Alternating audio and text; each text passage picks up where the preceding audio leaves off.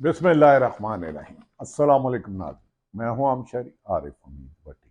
नाज़रीन, लंदन से लाए गए बिलावल भुट्टो के मुताबिक नवाज शरीफ की मुश्किलात लगता है शुरू हो गई हैं। उन्हें पैगाम दिया गया है कि आपकी दिन ब दिन अदारों से टकराव की पॉलिसी कबूल नहीं, आपको इसलिए नहीं लाए गए, एक ना आपके अवाम साथ है, आप 2/3 मेजोरिटी मांग रहे हैं, और आपने बयान दिया है कि 93 में क्यों गिराया, 97 में क्यों, 99 में क्यों गिराया, और ये लड़ाई की पॉलिसी रही तो यकीनन फिर तहरीके इंसाफ के लिए भी मैदान खुला छोड़ दिया जाएगा और उनकी इलेक्शन कैंपेन में रुकावट नहीं डाली जाएगी। इस पैगाम के बाद नवाज शरीफ के कैंपों में थरथली मच गई है कि अगर तहरीके इंसाफ ने KPK में मेला लूट लिया, कोहॉट नौशहरा में होने वाले जलसों ने पाकिस्तान की सियासत का रुख बदल दिया है, अगर नवाज शरीफ को जो सहूलतकारी ख़त्म हो जाती है तो उनका वजीर आजम बनना तो दूर की बात, पाकिस्तान में रहना भी दुश्वार हो जाएगा। नवाज शरीफ कैंप के सीनियर सियासतदानों ने नवाज शरीफ को समझाया है कि सर, इक़्तिदार अवाम हमारे पास नहीं है, आपकी रोज रोज डिमांड बढ़ती जा रही है, अगर हमें सहूलतकारी ख़त्म कर दी गई और इंतहाबी मुहिम में तरीके इंसाफ को भी हिस्सा लेने का, उनके खिलाफ क्रैकडाउन बंद कर दिया गया, ना उनकी गिरफ्तारियां बंद कर दी गई, तो तरीके इंसाफ को का मुकाबला हम नहीं कर सकते। दूसरी तरफ अदालतों में भी इमरान खान के खिलाफ खेले जाने वाला ड्रामा फेल होता जा रहा है। मंसूबा साजों के कई मंसूबे धीरे के धीरे रह गए हैं। पेशावर हाई कोर्ट ने इलेक्शन कमीशन को पाकिस्तान तरीके के इंसाफ के खिलाफ इंट्रा पार्टी केस में हतमी फैसला करने से रोक दिया है। जो समझ रहे थे कि कल इमरान खान के पास बल्ले का निशान नहीं होगा, बल्ला भी चलेगा और शेर आगे आगे होगा, और शेर कहाँ छुपता है, पाकिस्तान में या लंदन, ये तो वक्त ही बताएगा।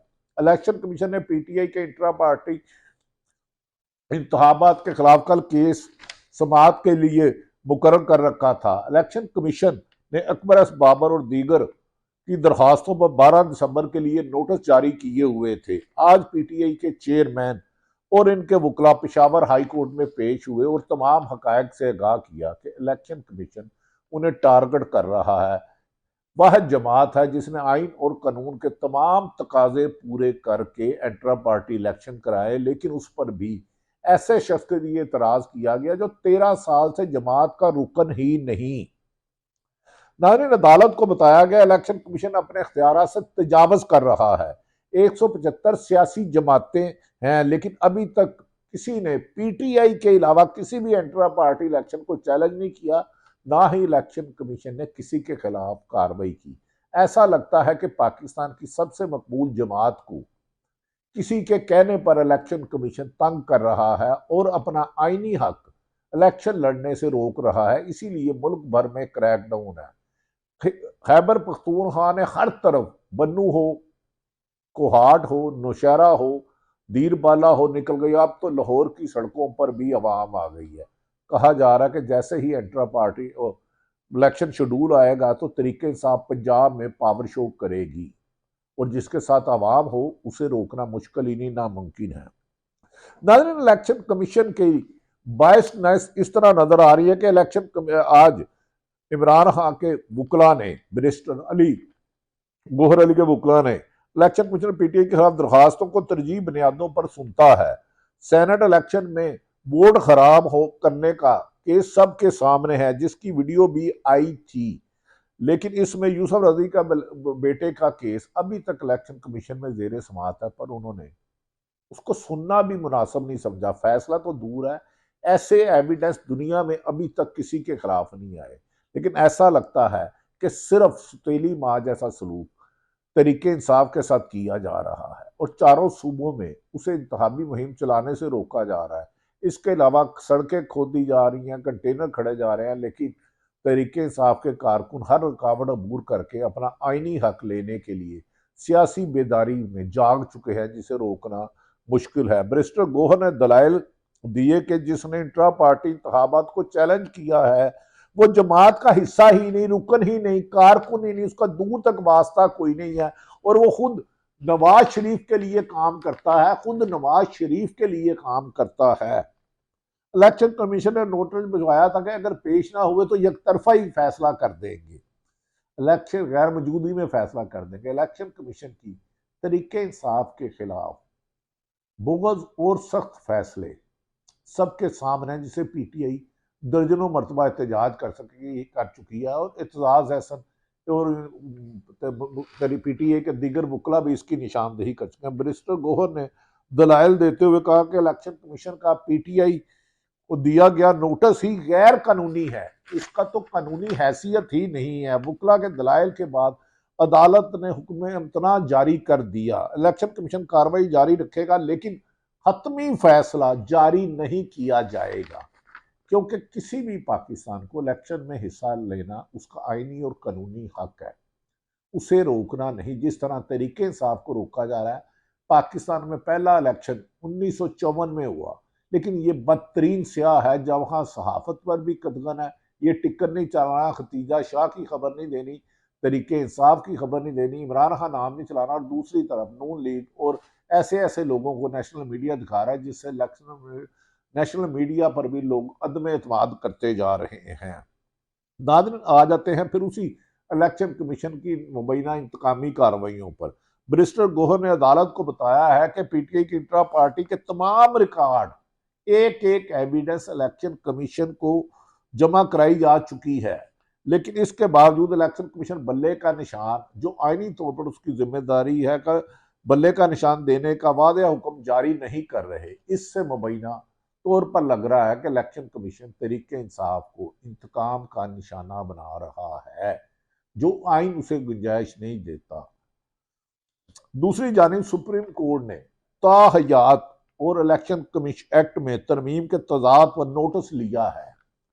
इस नोटिस से लगता है नवाज शरीफ की शेरवानी पहनने की ख्वाहिश खत्म होगी। उनकी बढ़ती हुई डिमांड पहले ही उनकी मुश्किलात पैदा कर चुकी हैं। कभी 2/3 मेजोरिटी मांगते हैं, कभी कहते हैं इस्तेकाम पार्टी को नहीं लेना, कभी कहते हैं परवेज खटक को नहीं लेना। इन जमातों को अलग करके ही इमरान खान की हुकूमत ख़त्म कराई गई थी। तो उस वक्त तो नवाज शरीफ पाकिस्तान में नहीं थे, लंदन में थे। तो लिहाजा ऐसा करने वालों ने नवाज शरीफ को वार्निंग दे दी है कि आपकी सहूलतकारी ख़त्म की सकती है अगर आपकी डिमांड रोज बरोज बढ़ती रही। पनामा केस की तशरीह के लिए एक केस सुप्रीम कोर्ट ने 62 के तहत नाअहली को ताहयात करार दिया था, लेकिन पीडीएम की 16 माह की हुकूमत के दौरान इलेक्शन एक्ट में तरमीम की गई और नाअहली को 5 साल तक महदूद कर दिया गया, जबकि वो ये कर नहीं सकते थे। आइन में अमेंडमेंट 2/3 मेजोरिटी चाहिए, ना 2/3 अक्सरियत। तो ये तो सिंगल अक्सरियत नहीं थी, 172 से पीडीएम मुख्तलिफ 13 जमातों को मिल के बनाई गई। तो लिहाजा इसके फैसले तो वैसे ही आईनी मुतनाज़ा कह रहे हैं। आज सुप्रीम कोर्ट ने एक केस की समाअत के दौरान इस पर भी नोटिस लिया है और जनवरी 2024 को इस केस की समाअत के लिए मुकर्रर करने का हुक्म दिया है। अभी वादिया तौर पर नहीं कहा जा सकता कि ये केस किस करवट बैठेगा, क्योंकि इस फैसले के बाद चीफ जस्टिस उमर अता बंदयाल ने भी ताहयात नाअहली का काला कानून करार दे चुके हैं। नाज़रीन, ताहयात काला कानून करार दे चुके हैं। अगर पंजाब में तरीके पाक पीटीआई के लीडरशिप दिखाई नहीं देती, जो जेल में कैद है और बज़ाहिर रूपोश है, जो आता है यहाँ तो तशद्दुद के बाद प्रेस कॉन्फ्रेंस करता है मुबैना, यहाँ इस्तेकाम पार्टी में जाता है, लेकिन इसके बावजूद अवाम की जिद इमरान खां है। केपीके में नौशहरा हर जगह और मॉल माल रोड पे इमरान खां वजीर आजम से गूंज उठा है। इस बुलंद आवाज को रोकना अब निगरान हुकूमत के इख्तियार में नहीं लगता। अगर रोका गया 25 करोड़ आवाम को उनके हक दही से, तो इंतशार फैलने का खतरा है। लिहाजा इंटरनेशनल ताकतों ने भी पाकिस्तान में इंसानी हकूक की वायलेशन पर आवाज बुलंद करनी शुरू कर दी और कहा गया है कि इंसानी हकूक की पामाली निगरान हुकूमत में मामूल बनती जा रही है। और पीडीएम ने भी कहा है इसे ख़त्म किया जाए और साफ शफाफ इलेक्शन कराया जाए। याद रखें कि IMF की शराइत और बैरूनी ताकत बाद इलेक्शन का फैसला किया गया और अब हतमी फैसला इस पर मोहर लगा दी चीफ जस्टिस फाइज ईसा ने कि 8 फरवरी को इलेक्शन पत्थर पे लकीर समझा जाए। अब इलेक्शन से फरार के रास्ते बज़ाहिर मुश्किल हैं, लेकिन बाज़ जमातें इस पर एतराज़ करती हैं। मरकजी तरीके इंसाफ की मरकजी क़यादत को 90% मुख्तलिफ केसों में इश्तिहारी करार दिया गया है या जेलों में बंद है और 20-20 दफा जमानत होने के बावजूद रिहा नहीं किया जाता। कभी 16 एमपीओ के तहत गिरफ्तार कर लिया जाता है, कभी नामालूम केस पे। ये स्याह-तरीन सियासत का दौर 2023 जब मोरख लिखेगा तो इसे स्याह-तरीन लिखेगा।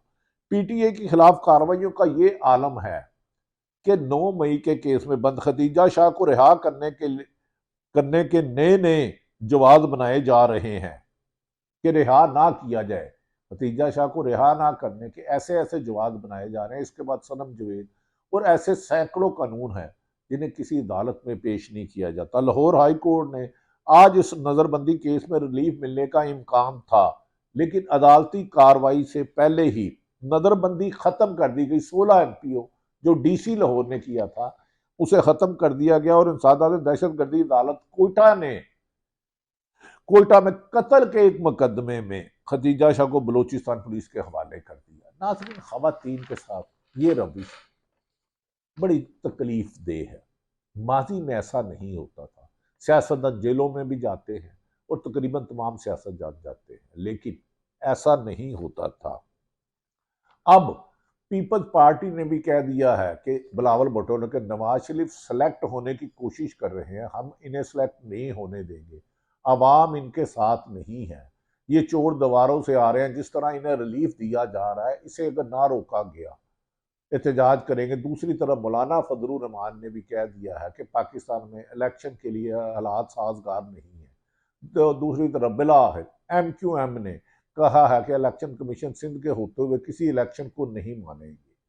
ये धांधली ज़दा है, ये हमारे खिलाफ इंतकामी कार्रवाई कर रहे हैं। जबकि पाकिस्तान तरीके इंसाफ चीफ इलेक्शन कमिश्नर पर दर्जनों मरतबा अदम एतमाद का इजहार कर चुकी है। कहा जा रहा है कि शेड्यूल आते ही तरीके इंसाफ पंजाब ने मुल्क भर में अपने उम्मीदवारों के साथ अवामी मुहिम तेज करेगी। अगर एक ही वक्त में पूरे पाकिस्तान में तरीके इंसाफ के उम्मीदवार और कारकुन सड़कों पर आते हैं तो उन्हें गिरफ्तार करना मुश्किल ही नहीं नामुमकिन है। लाहौर में 2.25 करोड़ की आबादी में 25,000 पुलिस वाले कैसे रोकेंगे? एक एक शख्स के घर में चादर चारदवारी मुकद्दस पामाल करके पकड़ना आसान है। लेकिन नवाज शरीफ को जो अहम तरीन आज की खबरों में खबर है कि उनकी बढ़ती हुई डिमांड और ब्लैकमेलिंग पर उन्हें पैगाम दिया गया है कि आप के साथ अवाम नहीं है। उनको उनके लीडरों ने भी समझाया है कि सर 18 हमारी पोजीशन नहीं है। अब इमरान खान के शहर में पाकिस्तानी कौम हर आखिरी दीवार गिरा रही है, वो एक मकबूल तरीन जमात हो गई है। ऐसे में अगर तरीके इंसाफ को सिर्फ इंतखाबी मुहिम चलाने दी गई और 8 फरवरी को उनके लोगों को वोट डालने दिया गया तो वो 2/3 मेजोरिटी से राम साहब जीत जाएंगे। लिहाजा आप अदारों से टकराने की बजाय, क्योंकि इस्तेकाम पार्टी को भी बनाया गया है, परवेज खटक को भी बनाया गया है, क्योंकि नवाज शरीफ उस वक्त लंदन में थे जब इमरान खान की हुकूमत 9 अप्रैल 2022 को खत्म की गई और इनके साथियों को तोड़कर बार बार गिरफ्तार करके या नामालूम करके प्रेस कॉन्फ्रेंस करा के इस्तेकाम पार्टी बना दी गई। दूसरी तरफ नवाज शरीफ के साथियों ने कहा हम इमरान खान की मुस्लिम लीग नून इस्तेकाम पार्टी को लाहौर में कोई सीट नहीं देगी। अगर इमरान नवाज शरीफ इसी बयान पे रहते हैं कि मुझे 93 में क्यों निकाला, मुझे 99 में क्यों निकाला, तो फिर नवाज शरीफ शायद इलेक्शन में हिस्सा लेने की बजाय, अगर उन्हें जो सहूलतकारी और लाडला बनाया जा रहा है, जो प्रोटोकॉल खत्म होता है, तो नवाज शरीफ वजीर आजम बनने की बजाय शायद दोबारा लंदन में इलाज की गर्ज से जा सकते हैं। हमारी दुआ है कि अल्लाह ताला नवाज शरीफ को सेहत तंदुरुस्ती दे। दूसरी तरफ इमरान खान के वकला ने जेल में इमरान खान को बताया है कि अवाम जाग गई है, KPK में हर कावड़ तोड़ दी और पंजाब में निकलने गया, जिस पर इमरान खान ने कहा है ये बात मेरी याद रख लें, अभी हम पर और सख्तियां होगी, तरीके इंसाफ मुल्क में क्रैकडाउन होगा, लेकिन कामयाबी तरीके इंसाफ की होगी। उसे रोकना मुश्किल ही नहीं नामुमकिन है, क्योंकि अवाम में सियासी शऊर के साथ साथ गुलामी से निकलने और आज़ादी की जद्दोजहद के लिए जाग चुके हैं। अल्लाह ताला पाकिस्तान का हामी और नासिर हो। पाकिस्तान जिंदाबाद।